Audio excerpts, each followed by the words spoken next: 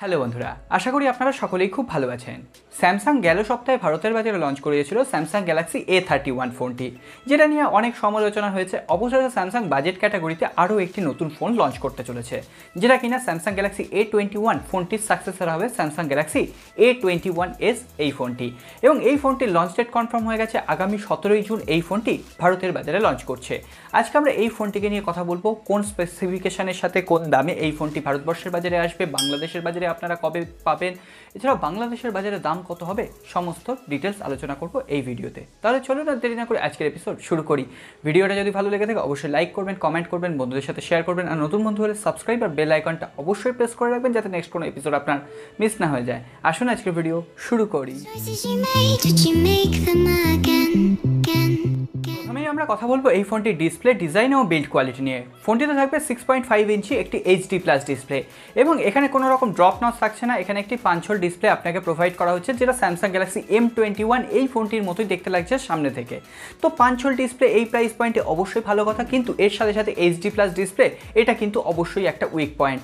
আমরা স্যামসাংয়ের কাছ থেকে বরাবরই আশা করি একটা অ্যামোলেড ডিসপ্লে, কারণ স্যামসাং করে দেখিয়েছে 15,000-16,000 টাকার প্রাইস পয়েন্টে স্যামসাং কিন্তু অলরেডি অ্যামোলেড ডিসপ্লে প্রোভাইড করছে M সিরিজে। তাহলে কেন এ সিরিজের সাথে কেন এই বঞ্চনা? এরপরে যদি আমরা ব্যাক প্যানেল নিয়ে কথা বলি, তাহলে অ্যাজ ইউজুয়াল পলিকার্বনের বডি থাকছে, তবে এবার 3টে কালার ভ্যারিয়েন্টে আপনারা ফোনগুলো অ্যাভেলেবেল পাবেন, সাদা, কালো এবং এখানে থাকছে রেড। তো রেডটা খুবই আকর্ষণীয় লাগছে। এরপরে ফোনটি লঞ্চ হোক, তারপরে তো এর আকর্ষণীয় কালার ভ্যারিয়েন্ট আর কি থাকছে সেগুলো সম্পর্কেও আমরা জানতে পারবো। এছাড়াও আমার মনে হয়েছে স্যামসাংয়ের M সিরিজের থেকে এ সিরিজের ফোনগুলোর ডিজাইন ও বিল্ড কোয়ালিটি বেশ কিছুটা মজবুত। এরপরে যদি আমরা ফোনটি পারফরমেন্স নিয়ে কথা বলি, তাহলে এখনও পর্যন্ত কনফার্মেশন নেই এই ফোনটিতে কী প্রসেসর ইউজ করা হবে, তবে এটুকু কনফার্ম এখানে একটি অক্টা কোর প্রসেসর ইউজ করা হবে। এখনও পর্যন্ত যেটুকু লিক্স আসছে তাতে বোঝা যাচ্ছে এখানে ইউজ করা হতে পারে Exynos 850 প্রসেসর, যেটি একটি 8 ন্যানোমিটার টেকনোলজি বেস প্রসেসর। এখানে পাবজি বা অ্যাসফল্টের মতো গেম আপনি নর্মাল গ্রাফিক্স সেটিংসে অনায়াসে খেলতে পারবেন, কোনো রকম অসুবিধা হবে না। এছাড়াও ডেলি লাইফে যে অ্যাপ্লিকেশনগুলো ইউজ করেন সেগুলো স্মুথলি এখানে হ্যান্ডেল করতে পারবেন। এছাড়াও এখানে out of the box Android 10 এর সাপোর্ট থাকছে, স্যামসাং One UI 2.0 কাস্টমাইজেশন থাকছে।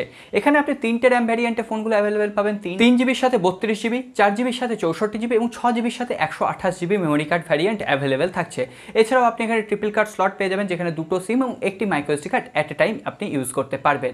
এছাড়াও ফোনটির রেয়ার প্যানেলে কিন্তু আপনি এখানে ফিজিক্যাল ফিঙ্গারপ্রিন্ট সেন্সার পেয়ে যাবেন। তো এরপরে যদি আমরা ক্যামেরা সেকশন নিয়ে কথা বলি, তাহলে এখানে কোয়াড ক্যামেরা সেটআপ থাকছে, ওই স্যামসাং গ্যালাক্সি M21 বা M31 এর মতোই সেম ক্যামেরা প্যাটার্নটা আপনি এখানে পেয়ে যাচ্ছেন। 48 মেগাপিক্সেলের প্রাইমারি ক্যামেরা, এখানে একটি স্যামসাংয়ের সেন্সার ইউজ করা হবে। তবুও স্যামসাংয়ের কোন সেন্সার ইউজ করা হবে এখনও জানা যায়নি, ফোনটা লঞ্চ করলে সেটা আমরা জানতে পারবো, তখন অবশ্যই আপনাদের সাথে শেয়ার করবো। এছাড়াও থাকছে 8 মেগাপিক্সেলের একটি ওয়াইড অ্যাপার চ্যালেঞ্জ, বাদ বাকি দুটো 2 মেগাপিক্সেলের একটা ডেপথ মোড ক্রিয়েট করার জন্য একটা ম্যাক্রো লেন্স। তো আমরা যেখানে স্যামসাংয়ের M সিরিজে 5 মেগাপিক্সেলের ডেপথ মোড ক্রিয়েট করার জন্য এবং 5 মেগাপিক্সেলের ম্যাক্রো লেন্স পাচ্ছি, তাহলে এখানে কেন 2 মেগাপিক্সেল? অবশ্যই আবারও একটি নতুন বঞ্চনা। এখানে আপনি ব্যাক ক্যামেরা দিয়ে up to 4K video shoot করতে পারবেন, থাকবে time lapse, slow motion, EIS এর মতো সমস্ত ফিচার্স। এছাড়াও আপনি ফ্রন্ট ক্যামেরায় অর্থাৎ সেলফি ক্যামেরায় পাবেন 13 মেগাপিক্সেলের একটি সেলফি ক্যামেরা। এরপর যদি আমরা ব্যাটারি সেকশন নিয়ে কথা বলি, তাহলে ম্যাসিভ একটা ব্যাটারি দিচ্ছে স্যামসাং, কারণ স্যামসাংয়ের প্রত্যেকটা ফোনেই এখন 5000 এবং 6000 একটা নর্মাল ব্যাপার হয়ে গেছে। এখানেও থাকছে 5000 mAh ব্যাটারি।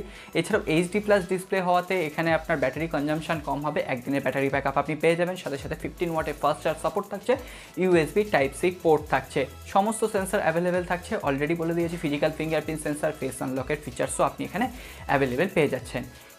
এখানে অলরেডি কিন্তু আমি এর লঞ্চ ডেটটা বলে দিয়েছি, তবুও আরেকবার বলে দিচ্ছি, আগামী 17ই জুন এটা ইন্ডিয়ার বাজারে লঞ্চ করছে, এবং ইন্ডিয়ার বাজারে এর বেস ভ্যারিয়েন্টের দাম হতে পারে 14,999 টাকার আশেপাশে, প্রায় 15,000 টাকা। আমার মনে হয়েছে ওভার প্রাইসড, কারণ এ সিরিজের ফোনগুলো যথেষ্ট ওভার প্রাইসডই হয়, এবং বাংলাদেশে গেলে এটা আনঅফিসিয়ালি আপনি 18-19,000 টাকার আশেপাশে পেয়ে যাবেন বেস ভ্যারিয়েন্ট কিন্তু এখানে 3GB 32GB।